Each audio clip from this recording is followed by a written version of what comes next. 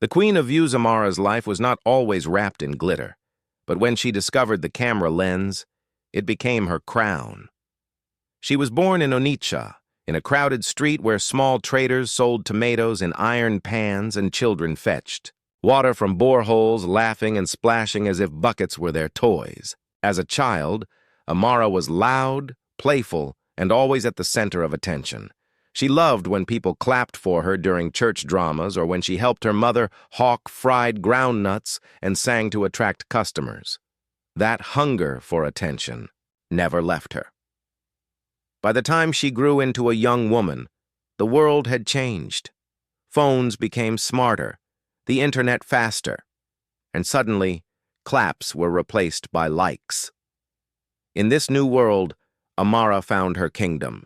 She became known online as the Slay, Queen of the City. Every day, she painted her face with layers of confidence and foundation, wore dresses that sparkled like morning dew on plantain leaves, and posed in front of borrowed cars as if they were her own.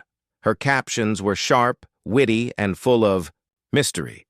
Not all queens wear crowns, some wear confidence. The world of Instagram and TikTok gave her what she wanted, an endless stage. Followers multiplied like ants on spilled sugar. Brands noticed her glow and sent perfumes, wigs, and even shoes. Amara believed she was untouchable. Her rivals whispered that she was faking wealth, that most of her videos were shot in rented apartments, that her clothes were borrowed from boutiques on return-after-photoshoot agreements. But Amara didn't care. As long as the internet bowed before her, the truth could stay buried. Her husband, Obinna, did not share her obsession. He was a mechanic, tall and strong, with oil-stained fingernails and a calm, quiet spirit.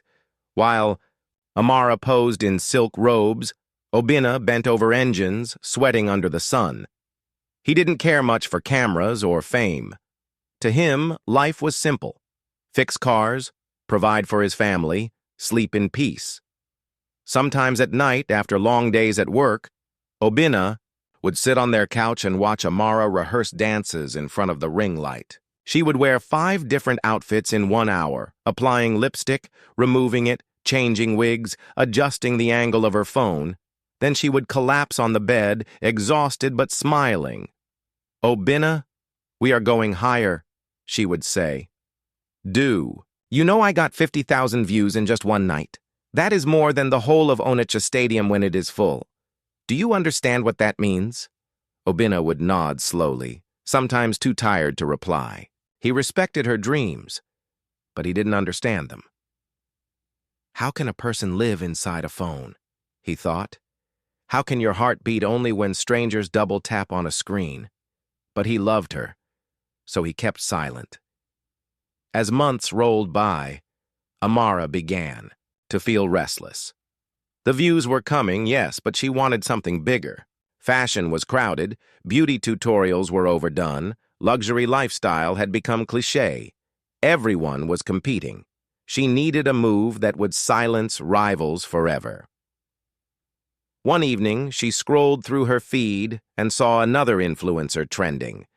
The woman had just announced her pregnancy with a golden photo shoot, her belly wrapped in diamonds, her husband kissing her forehead under rose petals. The internet exploded with praise. "So beautiful. Queen Mother. Our goddess is glowing." Amara froze. Her heart beat fast. A flame of envy rose in her chest. She whispered to herself, "This is it. This is the next stage. Baby, content." The thought possessed her like a spell. She imagined the hashtags. Mama Glow, Soft Life Motherhood, Baby Royalty. She saw brands flooding her inbox with baby products, maternity clothes, and family sponsorships. She saw herself walking into the hospital with a silk robe and leaving with a baby wrapped in designer cloth. The internet would bow. Her throne would be secure forever. That night, she turned to Obinna, who was half asleep after fixing cars all day. "Obinna," she said, her voice trembling with excitement. "We need to have a baby." Obinna opened one eye, confused. Eh? What did you say? A baby, she repeated. It will change everything for us. Think of it. More love, more blessings, and my career will go to another level. I will become the most loved mother on the internet. Obinna sat up slowly. He stared at her for a long moment. Amara, he said softly, a child is not a content strategy. A baby is life, blood, and soul. But Amara was already lost in her visions. She held his hands tightly.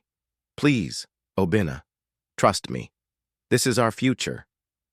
Obinna sighed deeply. He didn't like how she spoke of children as if they were props.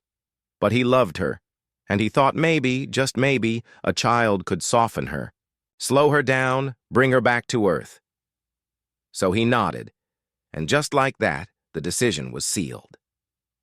Weeks passed, and one bright morning, Amara saw 2 red lines appear on the pregnancy test. She gasped. Her hands trembled. For a second, she forgot. The fame, the followers, the likes. She just stood there, her heart racing. Then slowly, her lips curved into a smile. Not just a smile, an announcement. She ran to the mirror, adjusted her hair, and whispered to herself, "This is it. My crown is here." Amara grabbed her phone, opened her editing app, and began to design a pregnancy reveal poster with golden letters. She called a photographer and booked a full maternity shoot, even though her belly was still flat. She rented white gowns, balloons, and flowers. By evening, her Instagram was blazing with a caption, "A new chapter begins. The glow you see is not from makeup, it is from God. Mama Glow is here." Within minutes, her page exploded. Followers screamed in the comments, "Congratulations, Queen! Mother of Nations! Your baby will be a superstar!" Brands slid into her DMs. Baby lotion companies, stroller sellers, organic tea shops. Everyone wanted to partner with the soon-to-be mother. Amara felt like she had won a global election. She held her phone to her chest and whispered, "The world is mine." But behind the glam, cracks were forming. Obinna sat in silence most nights, watching her transform their small apartment into a studio. Every corner now had ring lights, flowers, and props. She rehearsed pregnancy reels as if she were acting in a Nollywood movie. "Amara," he said one evening, "don't you think you should rest? Pregnancy is hard. You need strength." She waved him off. "Rest is for people who don't have followers to feed. My baby will trend from womb to walking." Obinna shook his head. He wanted to argue, but he knew words never won against Amara when her mind was set. In the neighborhood, whispers began. Market women gossiped, "This girl wants to use a child for show. She is too obsessed with phone fame. Will she even have time to be a mother?" But Amara didn't care. The more people doubted, the harder she shined. She was certain her child would be the crown jewel of her empire. Yet in the quiet of night, when the ring lights were off and the filters gone, a shadow sometimes crept into her heart. She would lie awake, staring at the ceiling, wondering, "Am I ready? Will this really bring joy? Or will it bring chains?" But she always shook the thought away. "No," she told herself. "I am Amara, Slay Queen of Views. Nothing can shake me." And so the stage was set. The city watched. The followers waited. Obinna prayed silently, hoping his wife would survive this storm. And in Amara's heart, a dangerous dream burned brighter than ever. A dream that her baby would not only be her child, but her passport to eternal fame. The announcement, when the news of Amara's pregnancy finally reached her heart, it was not with a soft whisper like most mothers experience. It came with a bang, a loud thunder in her mind that said, "You are about to be reborn, and the world will watch it happen." She was only a few weeks in, her belly still flat as the surface of a calm river, but in her imagination, she was already glowing like a goddess carved in marble. The morning she confirmed the pregnancy, Amara did not weep tears of joy. She laughed, a sharp, victorious laugh that startled Obina in the next room. "Obina!" she shouted, holding the stick in her hand like a sacred staff. "It has happened! Our life has changed forever!" Obina rushed out, rubbing grease from his hands, because he had been fixing a torchlight that spoiled. He looked at her, confused, his eyes landing on the pregnancy test. "So, it is true?" "Yes." Amara twirled around the living room, holding the stick high. "We are having a baby, not just a baby, Obina. We are having a destiny." Obina smiled weakly. He wanted to hug her, to celebrate quietly, but before he could open his arms, Amara had already picked up her phone. Her mind was racing faster than her heart. The grand plan that very day, she booked a maternity photographer, a stylist, and even a drone operator. "This will not be a local announcement," she said to herself. "The world must hear it with trumpets." She selected 3 gowns, one gold, one white, one pink, that flowed like river water. She ordered balloons that spelled Mama Glow and paid for a rented rooftop with a wide city view. By evening, her small body was wrapped in glittering fabric, her hair styled with pearls, and her nails painted in the sharp red shade she called Queen Blood. The photographer, a nervous young man named Kunle, set up the camera. "Madam," he said gently, "but your belly is still flat. Maybe you should wait until it shows." Amara turned sharply. "Kunle, do you want to block my destiny? The belly will grow later, but the announcement is today. Snap the pictures, in angles that look round. People don't care for details, they care for drama." Kunle swallowed and nodded. He adjusted his lens. The drone flew above, capturing her spinning slowly with the city skyline behind her. She stretched her arms to the heavens, tilted her head, and whispered lines she had rehearsed all morning. "A new life begins inside me. This glow is not from makeup, it is from God." The online explosion. That night she posted the pictures. Her caption was short but sharp. "Mama Glow has arrived. Watch me blossom.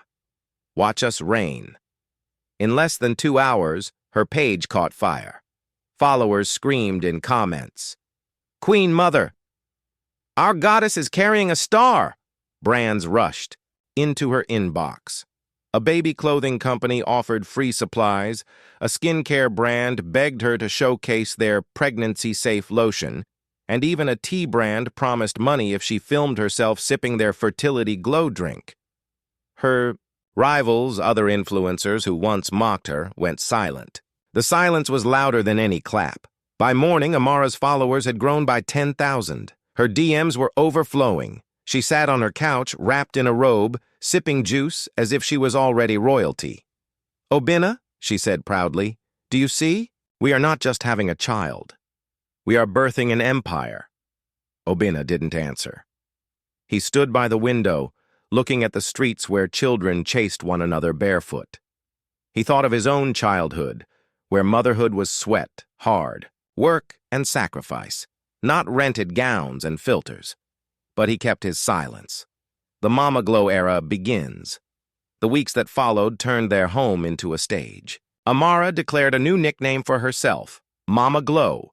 "From today," she told Obina, "nobody should call me Amara online. I am Mama Glow, the mother of elegance." Her content shifted. No more just makeup and fashion. Now, every video included her baby bump journey, even if the bump was still hiding. She posed in the kitchen holding mugs of herbal tea, saying, "Pregnancy is a blessing. Look at my glow." She filmed short reels in flowing dresses, placing her hand on her belly as if to say, "Here lies the future president." She even staged videos where Obina knelt beside her, massaging her feet, though in reality he was dragged unwillingly into the role. "Smile, Obina," she would hiss between takes. "I'm tired," he would mutter. "Do it for the brand," she would snap, and the camera would capture his half-hearted grin. Her followers loved it. Comments rolled in, "Couple goals!" "May God bless me with a man like Obina." Obina would scroll through those comments late at night and sigh. If only they knew the truth, that behind the camera, I am just a tired man, carrying burdens heavier than any likes. The mother-in-law's warning one evening. Mama Chinyere, Amara's mother, came to visit. She was an old woman with kind eyes, calloused palms, and the habit of praying under her breath. She watched Amara pose in front of the mirror for a long time before she finally spoke. "Amara," she said softly, "this path you are taking, be careful. Babies are not born for fame. They are born for love. Do not treat this child like a handbag you flaunt in the market." Amara froze, her lipstick mid-air. "Mama, please. You don't understand. This is a new generation. Children. Now come with influence. Do you know how many people are waiting for this baby? She will be a star before she walks." Her mother shook her head. "A star without rest will burn too quickly. Remember my words, Amara. Do not let the world steal your motherhood."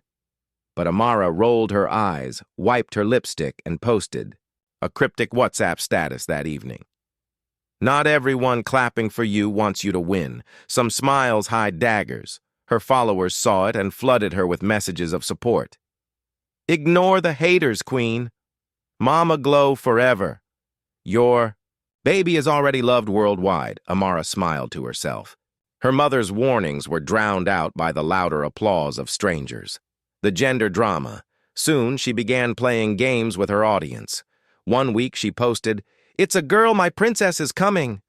The internet erupted with pink emojis.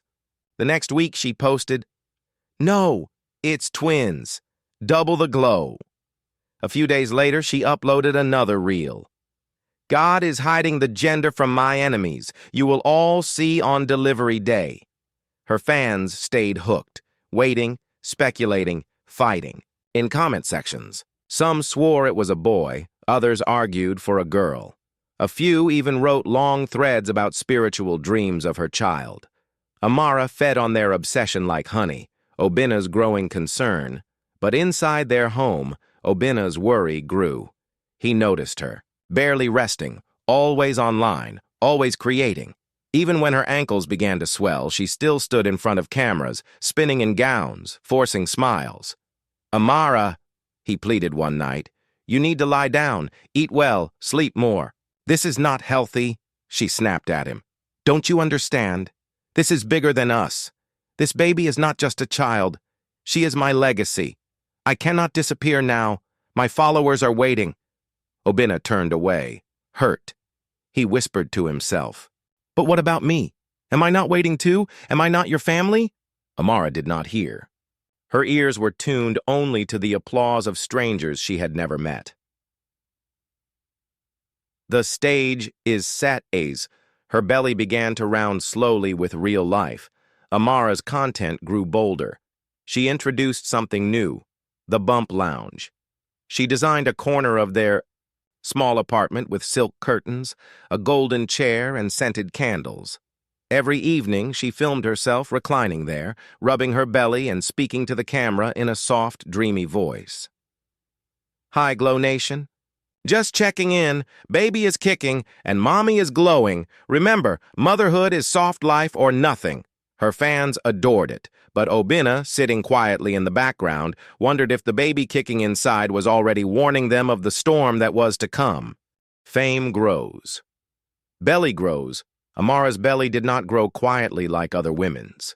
It grew under lights, under filters, under the gaze of thousands of eyes that never slept. Every new curve of her body became content.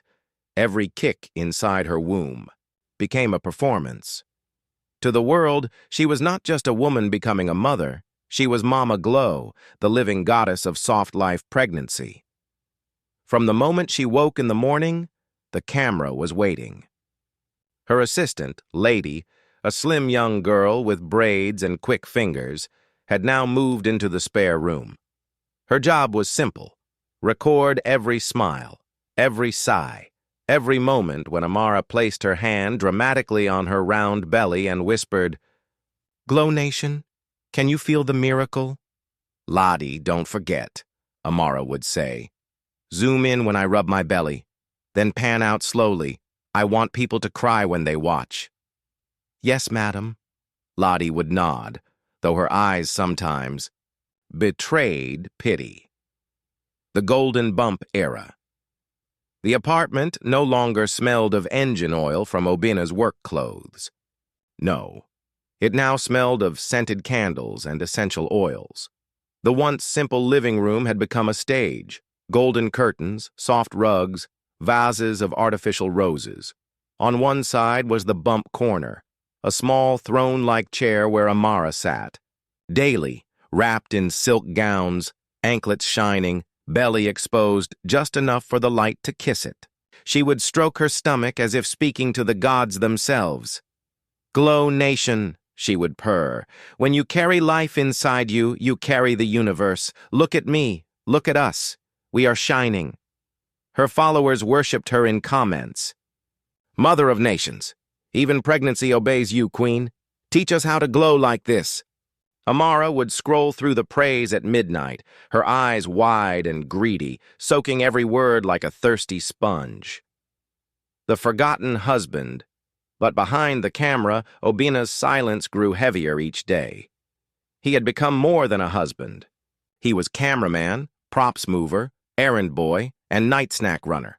His hands, once rough from fixing engines, now adjusted ring lights and held reflector boards. Obina, shift the light to the left. Obina, hold the camera higher. My double chin is showing. Obina, don't breathe too loud. The mic will pick it up. He obeyed quietly, but inside his chest, a storm brewed. When did I stop being her partner and become her worker? Night, when Amara finally removed her wigs and collapsed into bed, Obina would whisper, "My wife, are you happy?"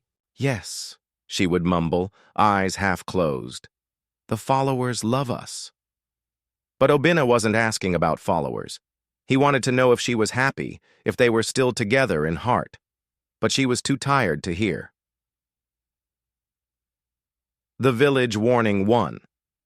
Afternoon, Amara's mother, Mama Cheniere, visited again.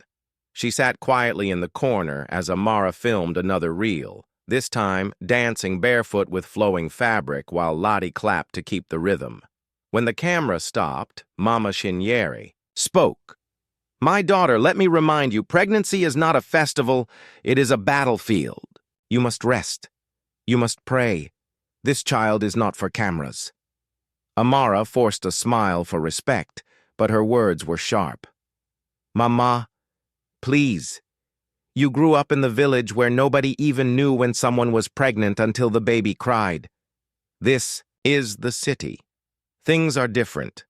My child is already famous before she arrives. That is a blessing." Her mother sighed deeply and touched her shoulder. "Fame is a smoke. It fills the room, but it cannot feed the soul. Be careful." Amara turned away, annoyed. Later that night, she posted a cryptic story. "Not everyone advising you wants you to win. Some advice is poison wrapped in love." Her followers rushed to defend her. "Ignore haters, queen. Mama Glow is unstoppable. You are shining, brighter than them all." And so, the soft voice of wisdom was drowned once again by the loud applause of strangers. The gender saga, to keep her followers hooked, Amara began what she called the gender journey. First week, she posted a video with pink balloons. "It's a girl! My princess is on the way." Next week, she appeared in blue silk. "Surprise! It's a boy! My little prince!" A few days later, she wore yellow and whispered dramatically, "The truth is hidden. God doesn't want enemies to know the gender yet. Wait for the reveal." The internet went mad. Her followers fought in comment sections, some swearing they saw boy energy, others insisting it was girl vibes. Amara smiled as views poured in. "This is strategy," she told Lottie. "Keep them guessing. The longer they wait, the more loyal they become." But Obina, sitting in the corner, shook his head. "This is not a guessing game, Amara. This is a child." She rolled her eyes. "You don't understand content." The first crack for all her glamour, pregnancy began to show its true teeth. By the 5th month, her ankles swelled like balloons. Sleep fled from her bed. Her back ached. Her mood swung like a pendulum. But whenever the camera turned on, she forced a smile so bright it could light a stadium. "Glow Nation," she would say, voice trembling slightly. "Pregnancy is beautiful. Look at me. I have never felt more alive." But when the camera went off, she collapsed into Obina's arms, whispering, "I feel like my bones are breaking." Obina begged her to slow down. "Rest, Amara. The baby needs peace, not pressure." "But," she snapped, "peace doesn't pay bills. Rest doesn't buy diapers. Don't you see, Obina? This is bigger than us." "I must shine now before the baby comes. Fame is fleeting. If I disappear, my rivals will take my throne." Obina looked into her tired eyes and almost wept. He wanted to remind her that babies were not thrones, that motherhood was not a crown to wear but a weight to carry. But he knew she would not listen. The followers' obsession, as her belly grew, so did her audience. Some fans even began sending gifts, baby clothes, shoes, toys. One rich admirer sent a golden cradle with her name engraved, "Mama Glow," for "Your glowing princess." Amara filmed herself unboxing every gift, crying fake tears of joy while her heart swelled with pride. "Look at how loved our baby is already," she said. But in quiet moments, Obina worried. How can a child breathe under this much expectation before even entering the world? The calm. Before the storm, by the 7th month, Amara's fame had reached new heights. A magazine featured her with the headline, "Nigeria's Glow Mother, Redefining Pregnancy with Style." She posed in flowing white fabric, belly painted with gold dust, eyes lifted as if she were a goddess. But inside, cracks widened. Her energy was fading, her smiles harder to hold. She began to dream strange dreams, her baby crying in voices louder, then thunder, her throne crumbling, her followers turning into shadows. She would wake up sweating, clutching her belly. Still, she pressed on. One more reel, one more brand deal, just a little more until the baby comes. She told herself. Obina watched silently, praying. He feared that when the real storm of childbirth arrived, no filter, no follower, and no fame would be able to protect her. And so, as Amara's belly stretched with life, so too did the rope of tension around her marriage, her health, and her soul. The world saw only the glow, but inside, the fire of obsession was eating her slowly. The stage was set for a fall. The Labor Day spectacle. The 9th month arrived like an unexpected guest who bangs on the door at midnight. Amara had thought of it for so long, dreamed of it, planned it, even rehearsed for it. Yet when the real day came, it was nothing, like the golden reels she had imagined. On the morning her contractions began, she was not in prayer, nor in rest, nor holding her husband's hand. She was filming a video called "What's in My Hospital Bag?" Luxury Edition. The bed was covered in items, designer baby clothes wrapped in silk, 3 wigs of different colors, a satin robe with Mama Glow embroidered in gold, perfumed candles, a Bluetooth speaker for her labor playlist, lip glosses lined up like soldiers, and strangely, a small golden mirror. She spread each item before the camera with the voice of a queen. "Glow Nation, you know me. I will not go to hospital looking ordinary. Even in pain, I must shine. Delivery is not the end of style. It is the peak of it." Obina, sitting in the corner with a bowl of Gary soaking in cold water, asked quietly, "Amara, shouldn't we add diapers? Maybe baby wipes?" Amara shot him a look sharp enough to cut stone. "Obina, This is not poverty packing. This is content creation." He sighed and returned to his bowl. He had given up trying to reason with her. The first contraction, she was just filming the last item, the gold bottle of anointing oil she captioned "Heaven in a Bottle," when it happened. A sharp stab of pain shot through her belly. Amara froze, blinking. "Ah? What was that?" Her assistant, Lady, lowered the camera nervously. "Madam, maybe it is time?" Another contraction struck, stronger, pulling her body like a rope. Amara bent over, clutching the bed frame. "Chineke, who is dragging my intestines?" she screamed.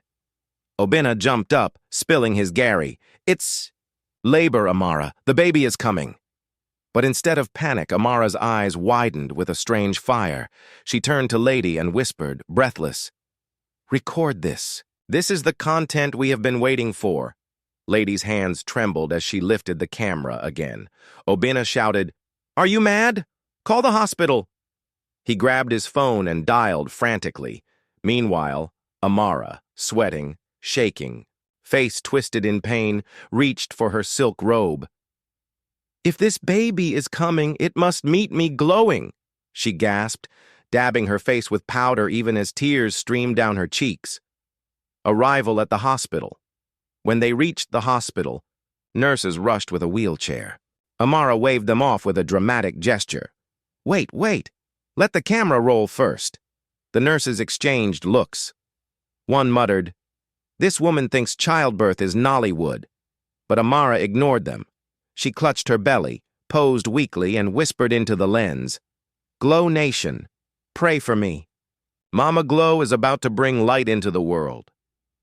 Inside the ward, reality struck like a slap. The soft music playlist she had prepared was drowned out by her own screams. The scented candles were forgotten.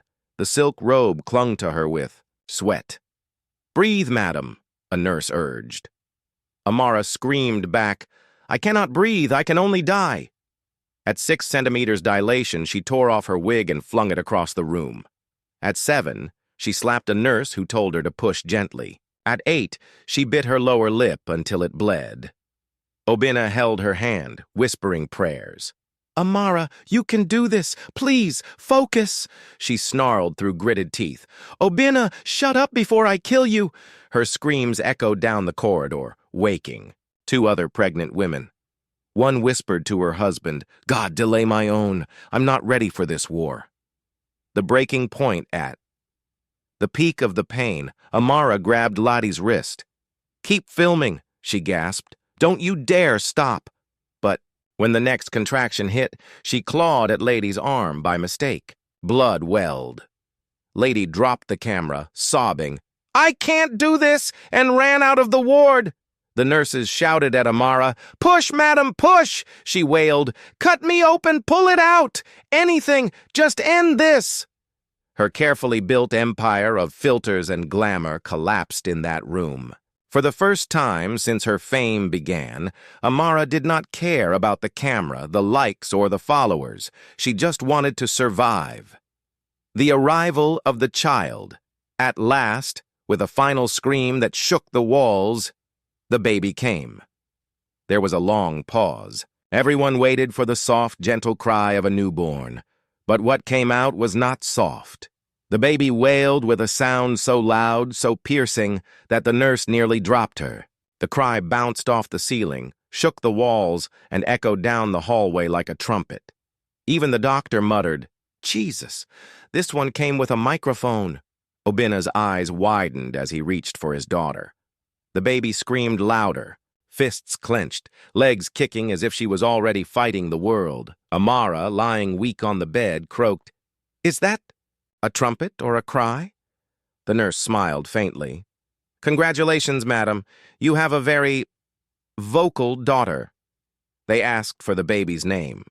Amara, half delirious, whispered, "Her name is Chisholm, because God carried me through this. Fire." But in her mind, another thought slipped like a shadow. This child's voice is louder than mine. Who will be the queen now? The silent night. That wasn't silent normally after delivery. Peace settles over a ward. But not for Amara. That first night, the baby cried so loudly that even the security guard outside the hospital came knocking. "Is everything all right?" he asked, worried. The nurse sighed, cradling the screaming child. "It's just the baby. She has lungs like thunder." Obinna paced the room, rocking Chisholm, whispering prayers. Amara lay in bed, hair tangled, voice cracked, too weak to move. Her carefully planned delivery day reel was forgotten. There were no slow violins, no sparkles, no golden captions. There was only sweat, tears, and a newborn's cry that refused to be silenced. Mama Glow dethroned. The next morning, Amara opened her eyes slowly. Her body ached everywhere. She reached for her phone, ready to film a triumphant "Welcome Baby" video. But when she turned to look at Chisholm, the baby screamed so loudly that the phone slipped from her hand. Obinna picked up the child, rocking her gently. For the first time, Amara saw something in his eyes, not just exhaustion, but also awe. He looked at the child as if she was bigger than both of them. Amara whispered weakly, "Obinna, is she okay?" Obinna kissed the baby's forehead. "She is not just okay. She is strong, maybe too strong." Amara's heart tightened. For years she had been the loudest, the brightest, the queen of attention. But lying in that hospital bed, she realized something frightening. Her throne was gone. The new queen had arrived, and she wore no makeup, no wig, no silk robe, only a diaper and a voice that shook the walls. And so, with one cry, Chisholm announced herself not just to her parents, but to the entire world. The real drama had only just begun. He baby with thunder. The nurses had seen hundreds of newborns. They had heard the fragile mewls of babies who sounded like kittens, the sharp wails that pierced but quickly calmed, even the stubborn cries of twins that competed for attention. But none of them, not even the oldest midwife with gray hair under her scarf, had ever heard a cry like Chisholm's. It was not a cry. It was a trumpet, a thunderclap in the shape of a sound. From the moment she entered the world, the hospital, ward became her stage. Her first scream shook the light bulbs, startled patients in other rooms, and even made a nurse drop her pen. "Madam," one of the nurses whispered to Amara, half joking but half afraid, "your baby is not just a child. She came with the lungs of ancestors." Amara, still weak from labor, tried to smile, but her lips trembled. She had imagined filming a sweet video of her child's first cry with soft music and sparkle filters. But this sound was not soft. It was raw, uncontrollable, unpredictable. Obinna, standing beside the bed, stared at the child in his arms. His heart was torn between pride and worry. "She is strong," he said softly, "stronger than both of us put together." But Amara's heart whispered another fear. "Stronger than me, louder than me." The first night. Most new mothers remember their first night as a blur of exhaustion and joy. Amara's first night was war. As soon as the lights dimmed in the ward, Chisholm opened her tiny mouth and released a sound so fierce that even the window shutters trembled. "Jesus!" Obinna shouted, nearly dropping her. Amara, her face pale, tried to sit up. "Give her to me. Maybe she needs milk." The baby sucked briefly, frowned, and pushed away Amara's breast with surprising force. Then, as if offended, she screamed, louder. Nurses rushed in, tried rocking her, tried wrapping her tightly in blankets, tried humming lullabies. Nothing worked. The cry cut through everything like a blade through cloth. At 2 a.m., one nurse muttered under her breath, "This one was born to be a town crier." Amara lay back, her hair scattered, eyes swollen with tears. This was not how she planned it. Her dream had been to hold her baby close, film a calm reel and caption it. Peace, finally. Instead, she was shaking, her ears ringing, her heart pounding. She whispered to Obinna, "This is not the baby I ordered for." Obina, rocking the screaming child, sighed. Children are not orders, Amara. They are gifts. Sometimes gifts come wrapped in thunder. The journey. Home 2 days later, they returned home. Amara wore her silk robe again, determined to reclaim her crown. She had her phone ready, her ring light waiting, her captions rehearsed. Coming home with our princess. She opened the door, smiled at the camera, and whispered, "Hi, Glow Nation." Before she could finish, Chisholm screamed so loudly that the neighbor's dog barked and the wall clock fell. The phone slipped from Amara's hand. She laughed nervously, forcing a smile. "Ah, she is just adjusting to the house." But Obina, sweating as he carried the baby, muttered, "Adjusting? This one is adjusting the whole neighborhood." The crying ministry. The days that followed were not days, they were battles. Chisholm cried when Amara tried to bathe her. She cried when Amara finished bathing her. She cried when she was hungry, then cried harder when she was full. She cried when her diaper was wet, and cried even louder when it was changed. The only time she didn't cry was when Amara tried to close her eyes to rest. Then, Chisholm would wait patiently, like a soldier in ambush. The moment Amara's eyelids dropped, she would unleash a cry so sharp that Amara would leap up, heart racing. By the third night, Amara stopped wearing her fancy pajamas. She wore Obina's old t-shirts and wrappers. Her wigs gathered dust in the corner, her once perfect nails cracked and chipped. At dawn one morning, she stared at herself in the mirror, hair rough, eyes red, lips dry, and whispered, "Who is this woman? Where did Mama Glow go? The visit from the estate." Guard Chisholm's voice was not just loud. It was unignorable. Her cries echoed across the estate. Neighbors knocked on their door at odd hours. One night at 1 a.m., the estate. Security guard came knocking. "Madam, sorry, we heard a distress cry. Is somebody attacking you?" Amara, holding the baby in her arms, opened the door slowly. Her wrapper was dragging on the floor, her face streaked with tears. She pointed at the baby and whispered, "Yes, somebody is attacking me. She weighs 4 kilos and she lives here rent. Free." The guard stepped back, wide-eyed, and muttered, Sorry, madam," before hurrying away. Obina pulled Amara back inside gently and locked the door.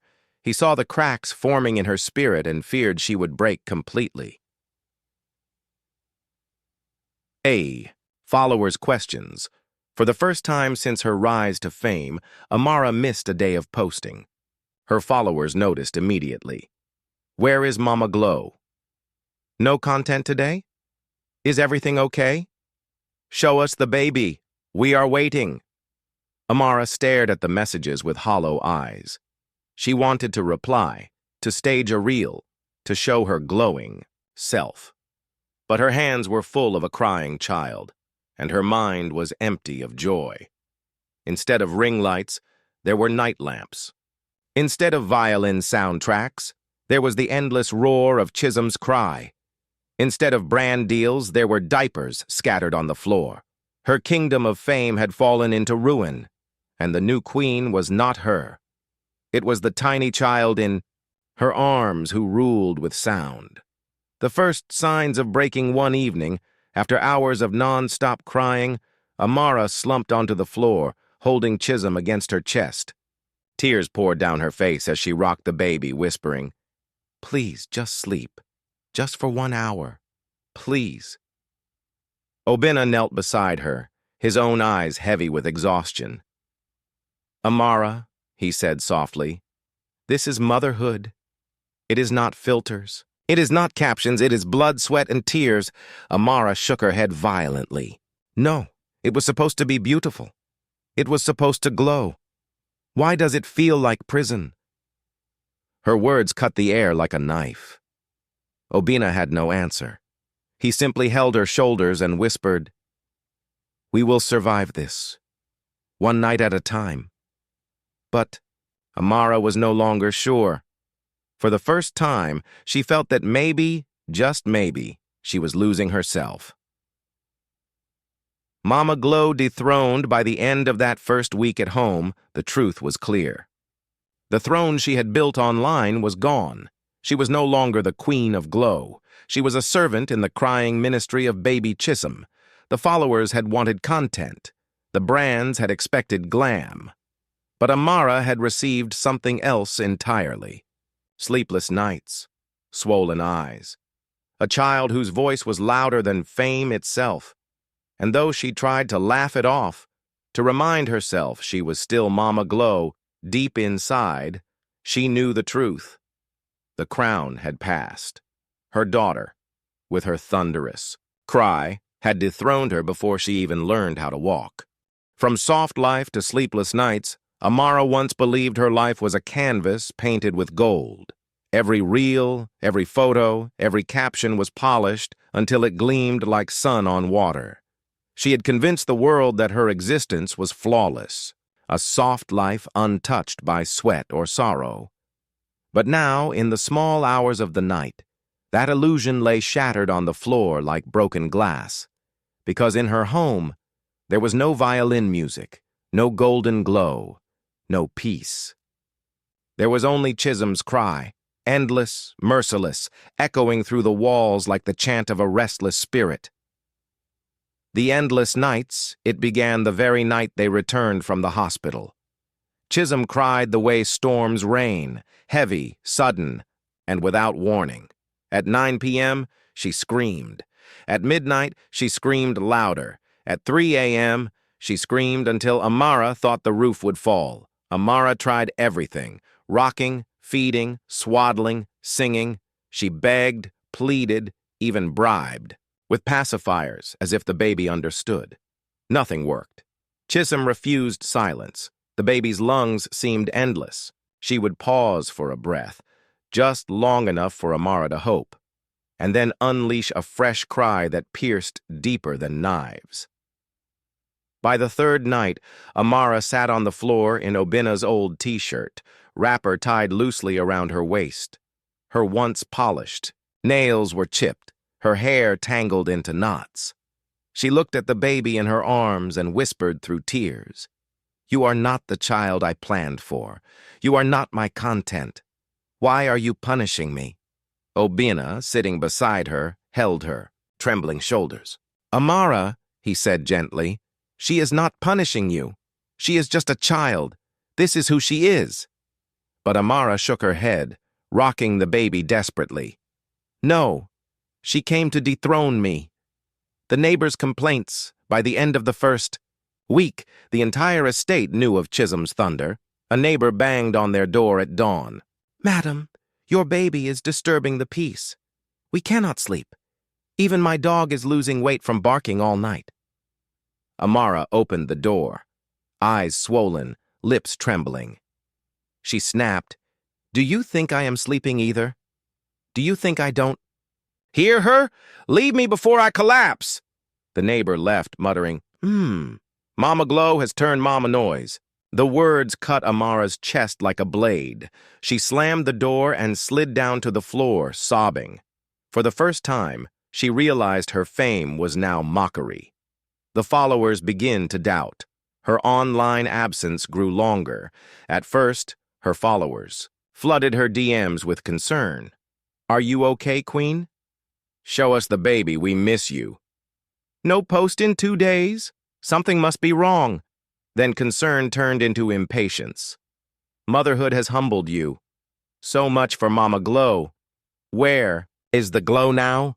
She scammed us with fake glamour." The comments stung like pepper in open wounds.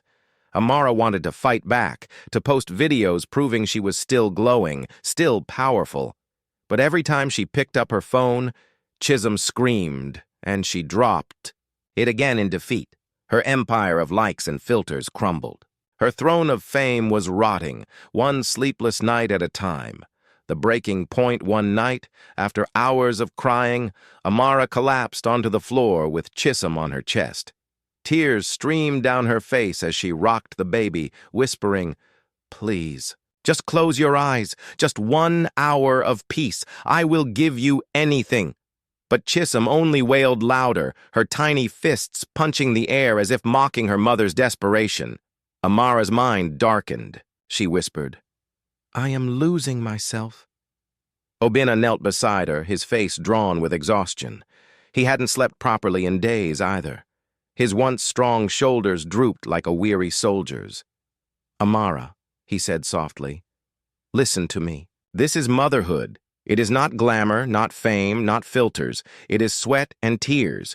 But it is also love. If you can endure, you will see the love." But Amara could not hear him. All she heard was the endless echo of her baby's cry. The visit from Mama Chinyere. On the 10th day, Mama Chinyere came again. She entered quietly, saw her daughter with swollen eyes, and sighed. "My daughter," she whispered, sitting beside her. "This is the truth I warned you about. A baby is not a jewel for display. A baby is fire. It burns and purifies. But if you fight the fire, it will consume you." Amara broke into sobs, burying her face in her mother's lap. "Mama, I thought it would be beautiful. I thought I would glow. But I feel like a prisoner. I don't know who I am anymore." Her mother stroked her hair gently. "You are a mother now. That is who you are. Not a queen for strangers. Not a goddess for likes. A mother for your child." Amara wept harder. But her mother's words planted a seed that would take time to grow. Obinna's silent struggle. Obinna carried burdens he never voiced. At the workshop, his friends teased him. Mechanic by day, baby bouncer by night. They laughed, but he didn't. His hands ached not from engines, but from rocking his child for hours. Sometimes he would watch Amara staring blankly at the wall and wonder if she would ever return to him. Not as Mama Glow, not as an influencer, but simply as his wife. He prayed silently every night, even while rocking the baby. "God, give us strength, before this thunder breaks us apart." The truth of soft life. By the end of that month, Amara had learned the bitter truth. Soft life was an illusion.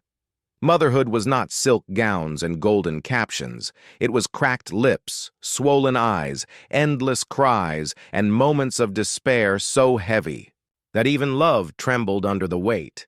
And yet, hidden beneath the exhaustion, buried under the thunder of Chisholm's cries, there was something else.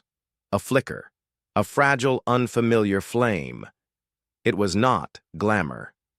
It was not fame. It was the slow birth of humility. Amara could not see it yet, but one day she would look back and realize that the sleepless nights were not her enemy. They were her teacher.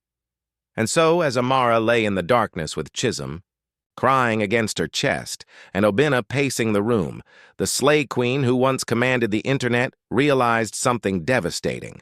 The crown she fought so hard to wear had melted away. What remained was heavier, harder, and more real than she had ever imagined. The age of Mama Glow had ended. The age of sleepless nights had begun.